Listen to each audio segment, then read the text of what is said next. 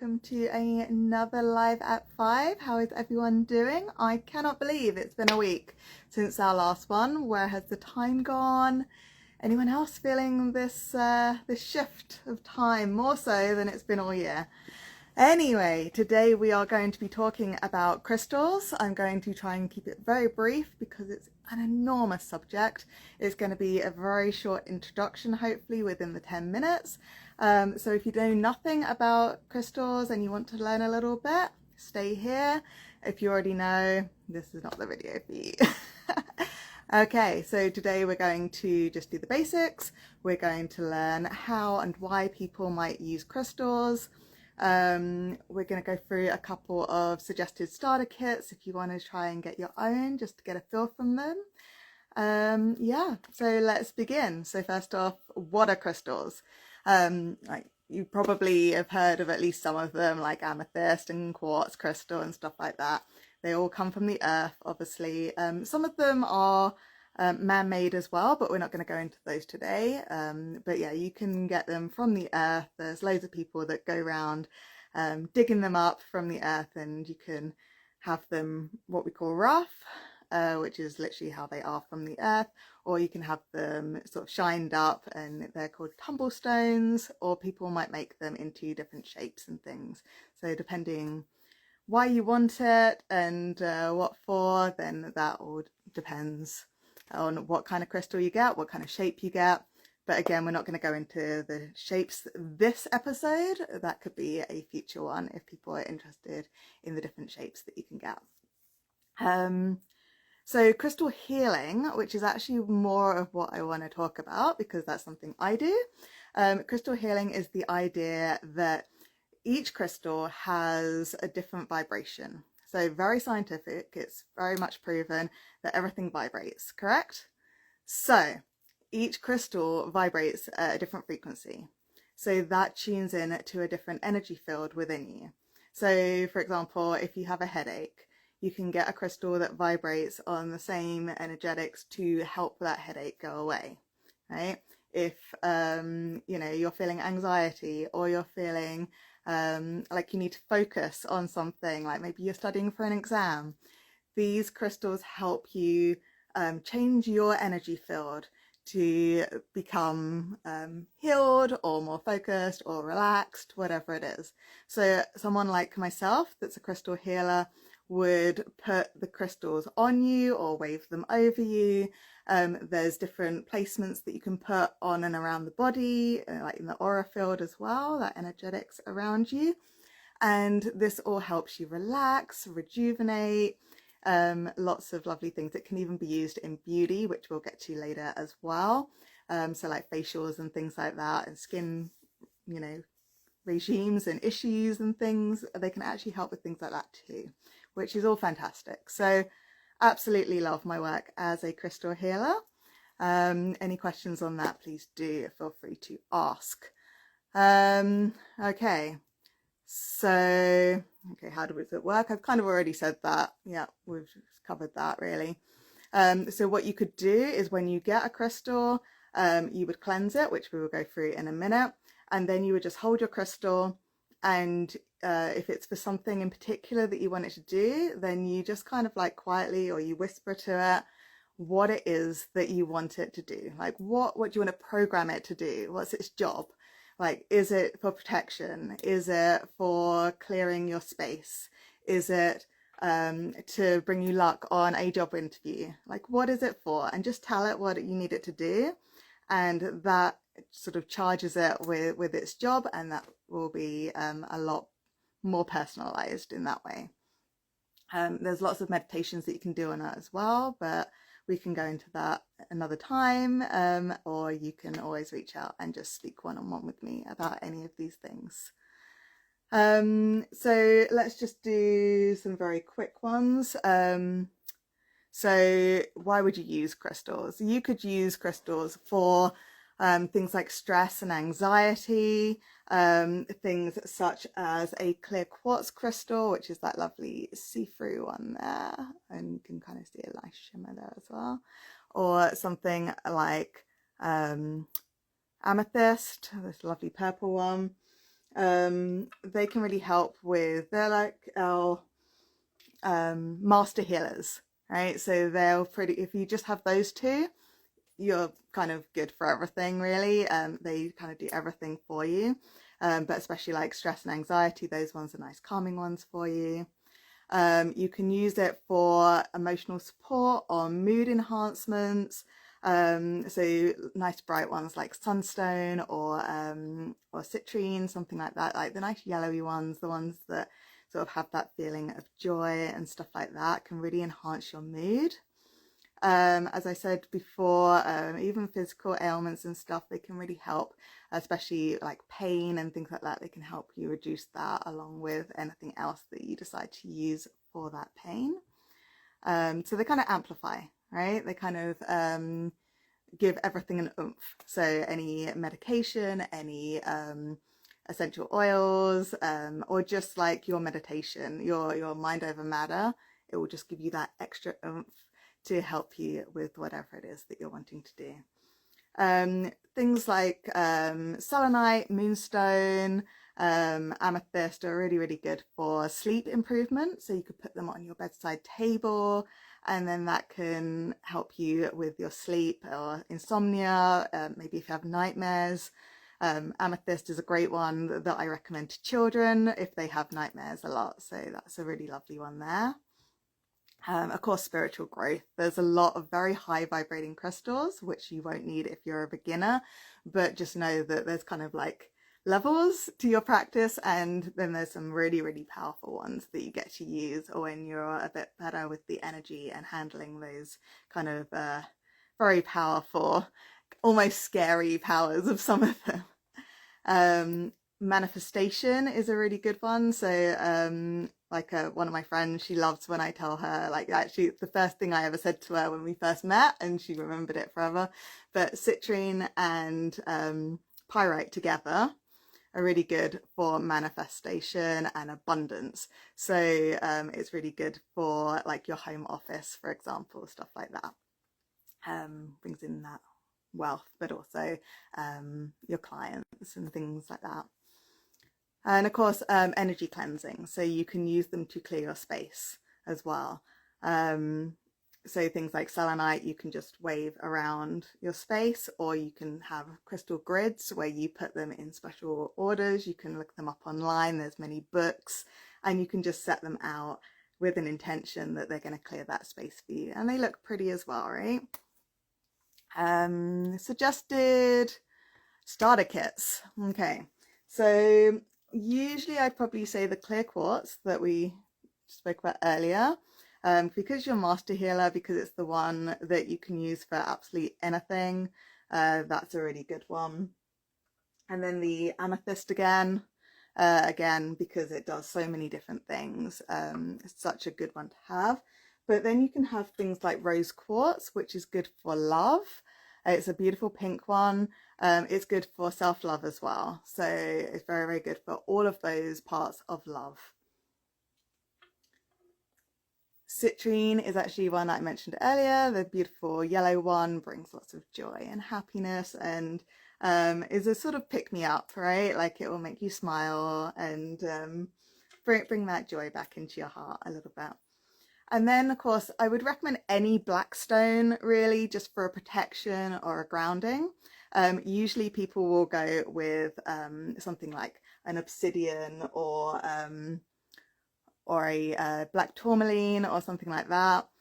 You can do jet or any black stone, really. I mean, there's higher vibrating ones as well that if you're a beginner might be a bit strong for you. So yeah, so probably a black obsidian or a black tourmaline would be your best bet. So that's kind of your basic beginner set. If you're more interested in chakra energies and stuff like that, you can actually buy kits that are for the chakras. So they have the actual symbols of each chakra on them. Chakras are your energy systems. If you're interested in chakras or you don't know anything about chakras, I'm doing a series once a month within this Live at 5. So our first one was about the 7 major chakras. That was on the 12th of February this year. The root was a few weeks ago on March the 12th. And then in a couple of weeks' time, on April the 9th, I'm going to do the sacral, and then obviously every month there's a new one. So check those out if you want to know a little bit more about chakras. But yeah, so this would be your sacral chakra, and so each one is a different stone as well that can just kind of tune into each one. So you would put these where they're meant to be. So like your brown, like would be here, or your third eye, you would put this one here, and this is your amethyst with the symbol for the brow. You have your throat one as well with the throat, and your heart one. Now, heart can be green or it can be pink. So some people use like the rose quartz, that beautiful pink one that I showed you, or you could use like an aventurine or something, which this is. I kind of go with whatever I feel at the time from the client or for myself. You can't really go wrong. Just go with your intuition with most stuff, right? And I've gone over time, obviously. So how would you cleanse? You would cleanse them. So some of them, they don't like certain things. Some of them aren't good in water. Some of them, they lose their color in sunlight. However, you can look this up online, or there will be in books probably as well. But you can use the moonlight, you can use the sunlight, you can use running water, you can use smoke, so incense or Palo Santo or sage or whatever it is that you use to smudge. And then selenite is this beautiful white one. It's so good because you don't need to cleanse it afterwards. So lots of stones, they'll feel heavy or gunky after you've used them too much or after they've absorbed too much. The selenite, you don't need to cleanse it at all. It's self-cleansing. So even if you just get one of these or in any shape and just put it in with your crystals, it will just clear them for you, and you don't need to even think about it anymore. Although I would say probably now and then just to get that bond with your crystals, but you don't need to worry about it if you have selenite. You can, how would you use them?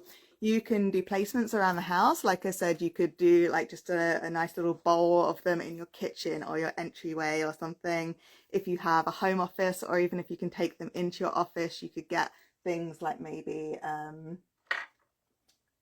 a tree with you've got your citrine on the top there, and you can put it with the pyrite as well. Pyrite is fool's gold, for those that know fool's gold. It looks like gold, it's gorgeous. So you can put those together. You can get crystal points as well, put them around your house, and just kind of have them doing their work. Just tell them what you want them to do, honestly, and they will absolutely do their job for you. I said before, crystal grids, so you can do that beautiful placement. There's so many ideas out there, or you can just do it intuitively, however you want to do it.